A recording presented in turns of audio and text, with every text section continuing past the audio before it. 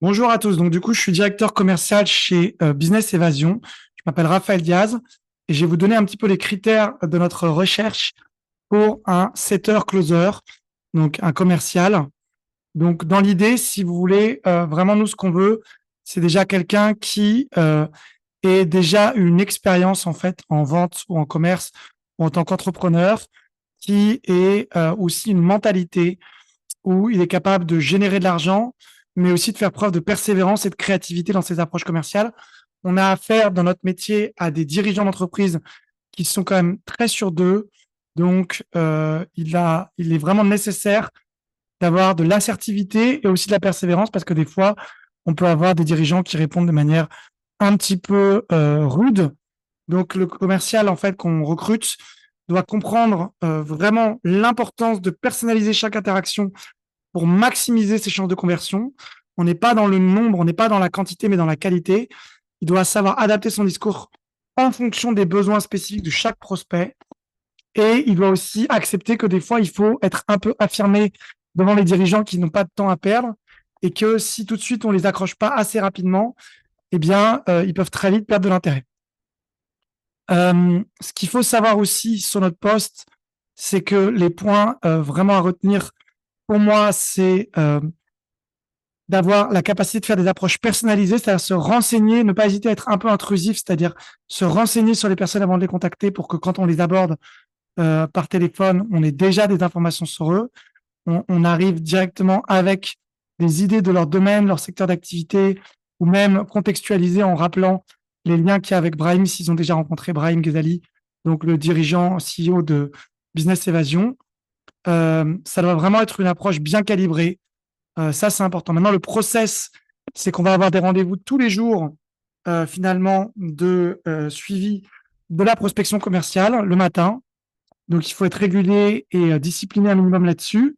Et on a aussi besoin, pour le poste de setter-closer, de quelqu'un qui va, du coup, se former au tout début. Donc, on est dans un poste technico-commercial parce que l'entreprise Business Evasion utilise des outils et des méthodes qui sont l'automatisation, la délégation. Donc, le premier mois, on va surtout demander au setter closer de regarder ce que je fais ou ce que l'équipe fait, d'observer et surtout de se former en regardant la formation et en apprenant les offres.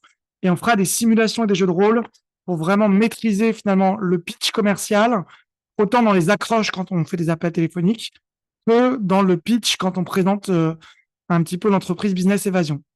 Donc, il faut savoir peaufiner le processus aussi, gérer les objections clients. On a un fichier, on a déjà la liste des objections clients les plus courantes et vraiment peaufiner le process de rendez-vous jusqu'à la signature. Le but, quand on est setter, c'est vraiment juste d'être court et impactant pour rapidement avoir un rendez-vous avec le client. Et quand on est closer, bien sûr, c'est d'arriver à vendre. On a tout un CRM. Donc, effectivement, les critères, ce serait quelqu'un de persévérant et de rigoureux, quelqu'un qui s'adapte et qui personnalise ses messages de prospection. Un minimum de connaissances peut être un plus si vous utilisez déjà des CRM. Sinon, on vous apprendra à utiliser Zoho, qui est le CRM qu'on utilise.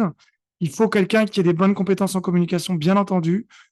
Il y a une certaine pression quand on est commercial et des fois, on peut avoir des rejets de certains prospects qui peuvent être violents. Donc, il faut arriver à ne pas prendre personnellement et à prendre de la hauteur. De toute façon, il y a des statistiques commerciales. Des fois, on vous vend, peut être commercial, on a 30, 40, 50% de closing. En réalité, c'est plutôt 10 ou 20. Et quand on parle de setting, ça dépend du niveau de qualification des prospects, mais ça peut même être moins. Donc, il faut être capable aussi d'accepter les ratés et de maintenir un niveau de performance malgré tout. Voilà. Donc ensuite, on va avoir une formation continue en fait et une amélioration personnelle avec finalement le retour des objections. Moi, je sais faire de la PNL et de l'hypnose, donc je travaillerai aussi sur votre motivation pour vraiment atteindre la performance.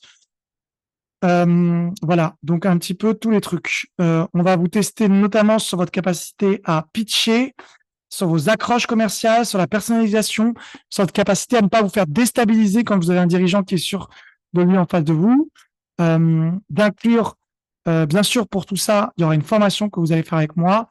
Vous allez prendre le temps aussi d'être formé sur Business Evasion, ce qu'on fait en tout cas sur l'accompagnement des dirigeants pour qu'avant que vous contactiez, avant que vous contactiez les dirigeants, excusez-moi, vous ayez la compréhension qu'on fait de la vente technico-commerciale et vraiment être capable au moins de répondre aux objections qui sont liées à notre domaine. On fera des simulations des jeux de rôle et voilà un petit peu. Vous devez aussi bien sûr être capable de vous remettre en question, d'écouter les feedbacks qu'on vous donne et bien sûr, si vous avez envie d'être créatif, on est tout à fait ouvert à de nouvelles approches commerciales, mais une fois que la personne a bien compris l'écosystème dans lequel elle se trouve. Voilà, je vous remercie et j'ai hâte de vous avoir en entretien pour le candidat en tant que commercial setter closer pour Business Evasion.